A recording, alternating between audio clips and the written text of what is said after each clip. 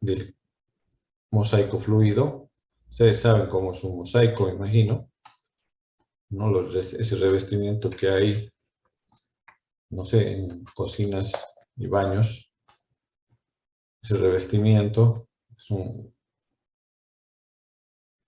es, como dice su nombre, está por fuera, ¿no? Haciendo a manera de un... No solo es para que la superficie sea más, sea de otro tipo, ¿no? En el caso de una construcción, ¿no? Cuando se revieste, se pone como revestimiento un mosaico. Lo mismo pasa en la célula, ¿no? Es un revestimiento, se está revistiendo la célula, y esta capa, esta membrana plasmática, que aparte tiene una apariencia así como un mosaico, pues difícil, es justo el límite de ambos compartimentos, ¿no? Compartimento intracelular y extracelular. Y es visible, son visibles las proteínas que están presentes en la membrana celular, pero estas proteínas no están estáticas, se van moviendo, tanto en su ubicación como también algunas proteínas van cambiando, ¿no? No son proteínas en toda la pared de la membrana celular, sino que también, aparte de ser así integrales, se pueden volver periféricas, ¿no? Y bueno, por eso es una teoría, porque tampoco está demostrado, ¿no? Es una teoría del mosaico fluido. Por diversas razones se teoriza sobre el movimiento de estas proteínas y, bueno, quedan algunas, no se quedan en su lugar, van moviéndose, las proteínas integrales se vuelven periféricas, las periféricas integrales. La membrana está claro que es una membrana, no es totalmente impermeable, es semipermeable, porque permite el paso de sustancias. Ahora, como es una barrera y es semipermeable, el punto está en cómo pasa las sustancias. Ahora, es difícil hacer un detalle, ¿no? De cómo pasa cada una por una las sustancias. Así que hay procesos que son parecidos, que precisamente los vamos a estudiar en el tema que corresponde a transporte de membrana. Lo que sí quería decirles es que se darán cuenta, miren cómo nos está tomando tiempo membrana celular. Ya teníamos anotado la anterior clase, membrana celular, ¿no? Detalle que está en el libro. En este momento estamos viendo sobre todo muchos aspectos estructurales, morfología. Ahora entraremos a ver los detalles ya fisiológicos, ¿no? Porque como la membrana es el revestimiento de la célula, es el lugar por el cual recibe y del cual sale diferentes sustancias, ¿no? Es el medio de comunicación con la célula. Es ese lugar que está delimitando, y bueno, la naturaleza es sabia, precisamente, que utiliza la membrana para comunicarse entre el exterior y el interior. Utiliza las proteínas que están en la membrana. Si vemos este dibujito, con calma van a ver que aquí hay algo verde, son proteínas, aquí medio azul, morado, son proteínas, receptores, enzimas, proteínas, ¿no? Que tienen diversas funciones, ¿no? Unos sirven para algún proceso, otras para otro, que lo vamos a ver ahora, no lo voy a explicar ahorita. ¿Qué lo vamos a ver? En membrana celular. Entonces, el detalle nuevamente es, como es tan importante, como es el medio de comunicación con la célula, la membrana celular, sus receptores son ampliamente estudiados. Y eso que no vemos toda la información, ¿no? Porque, por ejemplo, dos cosas fundamentales, ¿no? Por ejemplo, el COVID-19 a ver, ya está, creo, muy difundido la forma que tiene COVID-19, el virus del COVID-19 tiene una forma, a ver, veamos si podemos dibujar aquí. Tiene una forma, ¿no? Muy interesante. Tiene una forma redonda por eso es coronavirus, ¿no? Tiene espigas. Por eso se lo denominó así. Y estas espigas se están desprendiendo de la membrana celular del virus. ¿Y cómo se conectan este virus a células epiteliales bueno, sobre todo cuando es un problema respiratorio? Vean, el virus más o menos así, y tiene espigas, por eso es coronavirus, pero se estudió y se diferenció diferentes espigas, diferentes proteínas que se unen con las células, no células epiteliales, por ejemplo, el sistema respiratorio, también en el sistema digestivo. Por eso los síntomas son respiratorios y también hay síntomas digestivos, ¿no? Muchos síntomas digestivos. Bueno, hay mucho para hablar de coronavirus, pero en lo que respecta a membrana, el lugar por donde el virus eh, genera toda la enfermedad, inicialmente es precisamente esa conexión a través de una proteína en la membrana celular.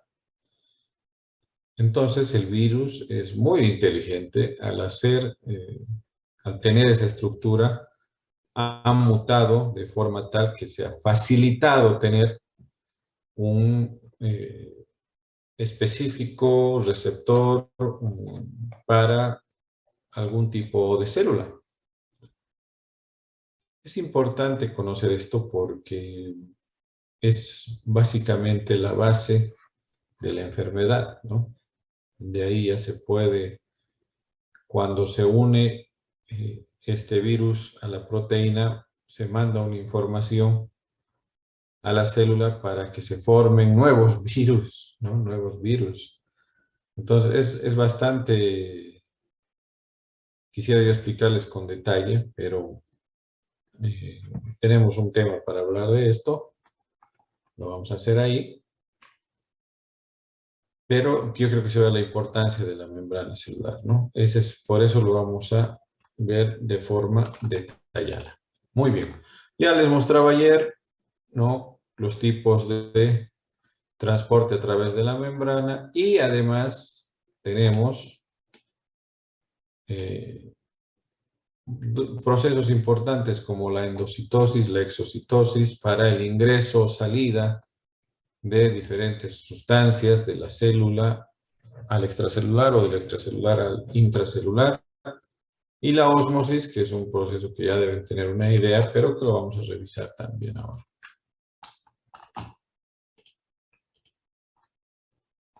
Muy importante, el virus de COVID tiene igual una membrana. Y la membrana, nuevamente, indicarles que está conformada sobre todo por una bicapa lipídica. Pero, ¿cómo ustedes lavan un plato para sacar la grasa? Si es un plato, fue una comida muy grasosa, utilizan mucho detergente, que básicamente es un jabón. ¿Lo ven?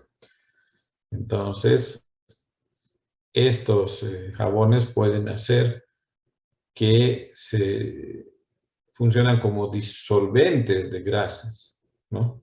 Y la bicapa lipídica es como su nombre lo indica, es grasa, bicapa lipídica, lípidos, grasa. Se usa un detergente, que puede ser cualquier sustancia jabonosa, no es necesario que sea exclusivamente antibacterial o antiviral, simplemente que sea una sustancia jabonosa, porque, y de ahí parte esta recomendación que ya todos la conocen, que es muy importante, ¿no? El lavado de manos, porque cuando usamos jabón, cualquier tipo de jabón, ¿no? O cuando usamos incluso también alcohol, ¿no? Alcohol para desinfectarnos las manos, alcohol en gel, líquido. Cuando usamos todas esas sustancias, estamos disolviendo las grasas de la membrana celular del virus, ojo, del virus. De esa forma podemos anular esa cantidad de virus que probablemente están dentro de una superficie. No importaría que yo haya tocado la superficie, siempre y cuando no me toque de nuevo la cara y siempre y cuando me pueda lavar, desinfectar, usar alcohol en gel. Eso se va a ver mucho, ¿no? Por eso cuando ustedes entren al aula me imagino que usarán alcohol en gel, porque la bicapa lipídica, en el caso de que estuviéramos llevando el virus, va a actuar como disolvente de grasas, y al actuar como disolvente de grasas, esta bicapa lipídica va a desaparecer y pasará lo que anulará de esta forma al virus, ¿no?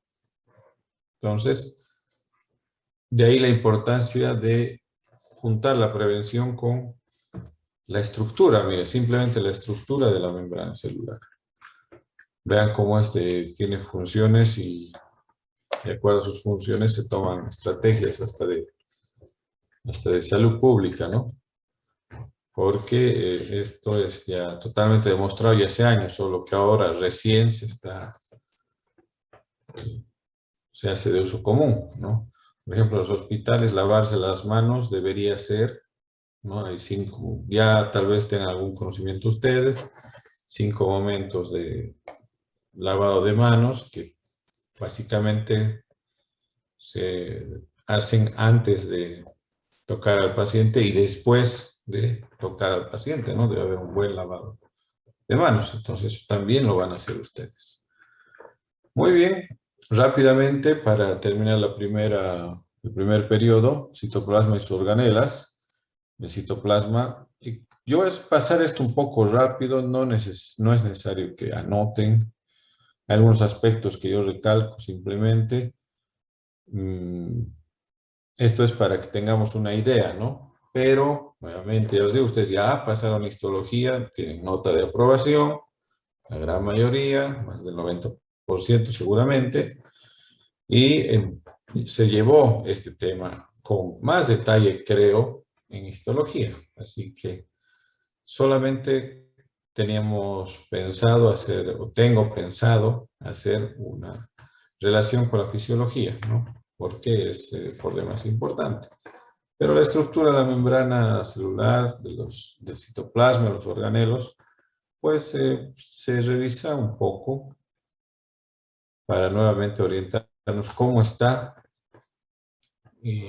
conformada en sus componentes la célula y cuáles sus funciones, dependerá ya de lo que vamos a ir viendo, ¿no?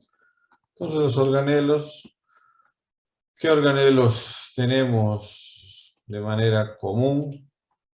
Tenemos el de tipo endoplásmico liso, rugoso, ribosomas, aparato de Golgi, lisosomas, vacuolas, mitocondrias, varios, ¿no?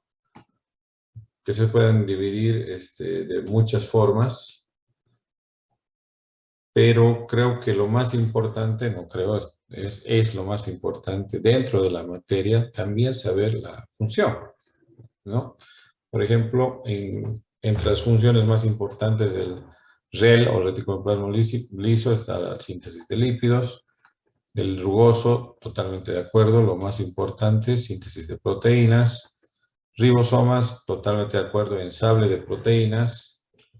Aparato de Golgi, modifica y almacena proteínas. Lisosomas para degradación enzimática. Vacuolas para transporte y almacenamiento. Y mitocondrias, respiración celular, energía a través del ATP. Lo he hecho rápido, entonces tenemos una idea ahora, ¿no? No es necesario que escriban. Atiendan, traten de estar despiertos. Atiendan primero, ¿no? Se puede perder cierta información clave si es que ustedes están escribiendo. No se hagan problema que la clase la voy a subir. Tengo un poco de problemas para subir porque es un poco difícil para mí subirlo a YouTube, pero creo que es el mejor lugar para que ustedes puedan luego acceder desde cualquier lugar, dispositivo y demás. Entonces, los diferentes organelos los tenemos aquí. Vamos a ver en detalle. Retículo endoplasmo rugoso y lícido, síntesis de... ¿Qué función tienen? Síntesis de proteínas, síntesis de lípidos. El retículo endoplásmico rugoso, sobre todo, ya estamos pensando en la guerra, tiene diferente... Si ven, quisiera que veamos un detalle, unos detalles importantes. Miren cómo está esta imagen. El núcleo celular, del cual vamos a hablar también ahora, donde está el material genético de la célula. Bueno, ahí ustedes ya saben, se hace, ¿no?, una transcripción de información y esta transcripción de información se manda de alguna forma para que se puedan formar proteínas y de ahí los pasos que correspondan. Siempre vamos a ver el retículo endoplásmico rugoso así adherido al núcleo celular, precisamente por esta función. Y miren cómo tienen aquí un pasaje, parece un laberinto cortado, ¿no? Pero aquí tiene una conexión, dos conexiones, tres conexiones, hasta tres conexiones veo aquí, del núcleo con el retículo endoplásmico rugoso. Y eso está bien porque aquí es donde se va a ver la síntesis de proteínas, ¿no?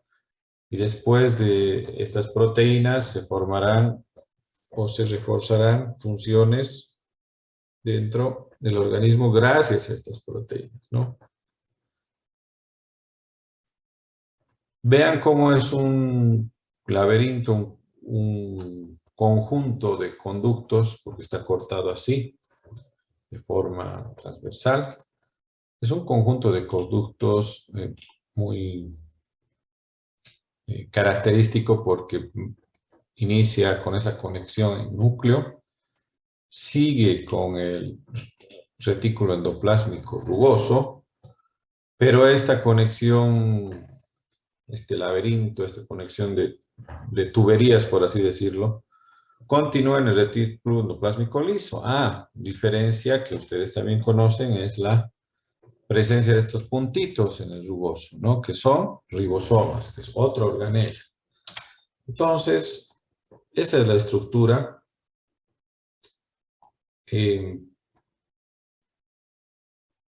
Cómo es que forma sustancias es un proceso que seguramente se va a ver en bioquímica, pero el retículo endoplásmico liso, así es, esta parte en especial, se encarga de la síntesis de lípidos, ¿no?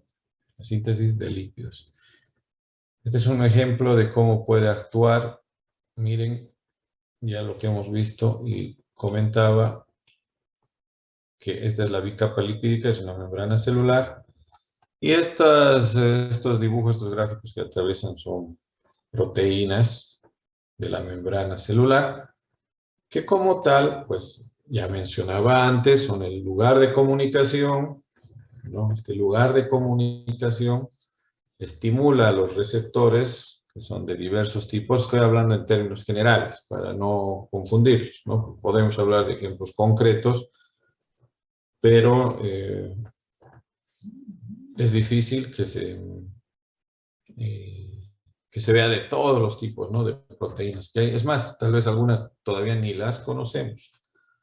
Pero en este caso, ¿no?, se estimula el receptor, se estimula la formación de algunas sustancias y finalmente llega, como está aquí, al retículo endoplásmico liso.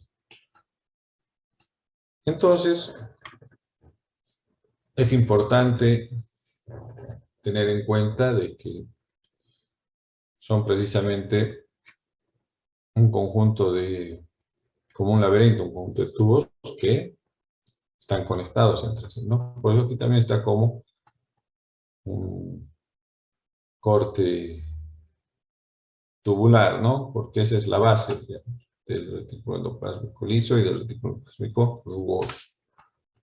Y lo que diferencia al rugoso es precisamente la presencia de ribosoma. Vamos a ver algunos detalles, no vamos a ver todo, no vamos a determinar sus unidades, pero sí que tiene un ARN ribosomal que le permite tener algunas funciones, sobre todo para el empaquetamiento, formación de proteínas, ¿no? Entonces, aquí hay una interacción del ribosoma con el retículo endoplásmico rugoso. No vamos a ver medidas, detalles morfológicos, porque no es mi intención que conozcan, repitan el año de histología, pero ya saben ustedes, ya conocen. Entonces ahora estamos estamos un poco profundizando y vamos a profundizar todavía más. Entonces, vemos el aparato de Golgi, se asocia al retículo endoplásmico, ¿no?, y cumple una función de modificar y almacenar proteínas. Ve, por ejemplo, aquí están las cisternas, la cara cis, la cara trans, almacenamiento de proteínas. Son varios detalles estructurales, ¿no? Y más nos interesa, pueden anotarlo, más en célula, nos interesa mucho ver las funciones. Con énfasis, ya hemos dicho, en membranas celulares. No es que esto no haya que saberlo, ¿no? Y que no es que tampoco no se vaya a preguntar, pero sí va a haber unas preguntas más adicionales, o se le va a dar más importancia a lo que es membrana celular, ¿no? Entonces, no olviden esa parte. El lisosoma, que es prácticamente la sustancia que hace la digestión en el aparato, digamos, dentro de la célula. Este lisosoma, si bien tiene un revestimiento membranoso, dentro tiene enzimas hidrolíticas. Enzimas que sirven para hacer como cualquier tipo, sirven para la digestión intracelular. Eso ayuda a que los procesos que requieren una degradación o formación de algo nuevo, ¿no?, tengan que hacerse si es que requieren una acción como organela. Si requiere una acción para eliminar un producto de desecho, bueno, aquí está, esta es la organela. Puede producir estas enzimas y destruir más que destruir, se haga la digestión, ¿no? Se haga la digestión. La mitocondria, que es una organela muy importante, tiene su membrana, tiene espacio intermembrana, pliegues donde se puede ver en estos pliegues que está así. ¿Por qué está en pliegues? Está en pliegues porque quiere aumentarse la superficie donde vaya a funcionar o realizarse alguna función, ¿no?, precisamente. Entonces, por eso es que tiene pliegues, ¿no? Y además tiene su membrana, tiene una matriz mitocondrial, tiene varios aspectos que no quisiera detallar porque podemos perdernos, ¿no? Viendo solamente la estructura.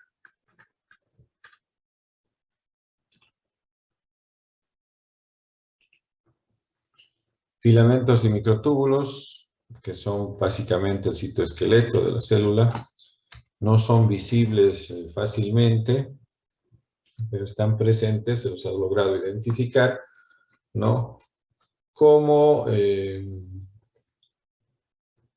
parte fundamental, ¿no? Es parte, ya les decía, es el citoesqueleto, es el esqueleto, es el sostén de la célula, ¿no? Es el sostén de la célula, y que, por supuesto, tiene una importancia fundamental y es diferente en cada órgano dentro,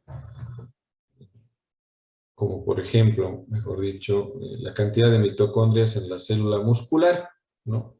En la célula muscular, donde se necesita energía, pues obviamente la organela que más se desarrolló fue eh, precisamente la mitocondria. Y la mitocondria, como pueden ver, también puede estar adherida al citoesqueleto, ¿no? Está presente. Ahora, lo mismo pasa con lisosomas, aparato de Golgi, retículo endoplásmico. Es un detalle que olvidaba mencionar. No es igual en todas las células, ¿no? Las células contienen, de acuerdo a su función, contienen diferentes organelas, ¿no? Porque los requerimientos no son iguales. Ya también había indicado que, por ejemplo, el adipocito, la célula grasa, pues tiene un 95, no tiene un 95, 80, 85% de agua, sino tiene un 95% de grasa, prácticamente, ¿no? Y es en esa forma en la que hay diferencia entre la cantidad y tipo de organelas dependiendo de la función de la célula.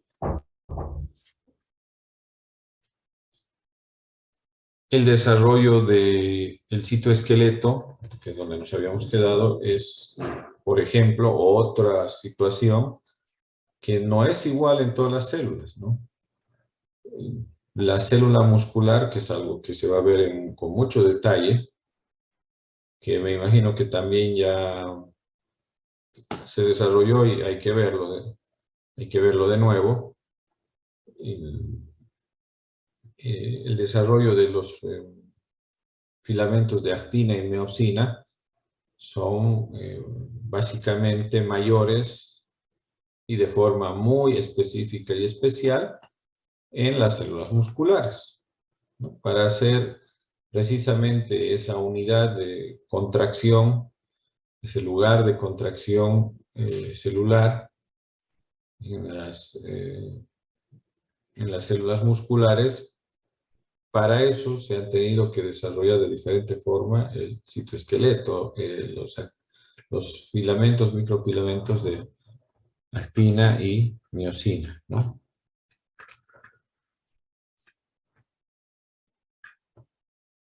El núcleo, centro del control de la célula, está también rodeado por una membrana nuclear con una cantidad que ya veíamos en retículo en retículo endoplásmico rugoso.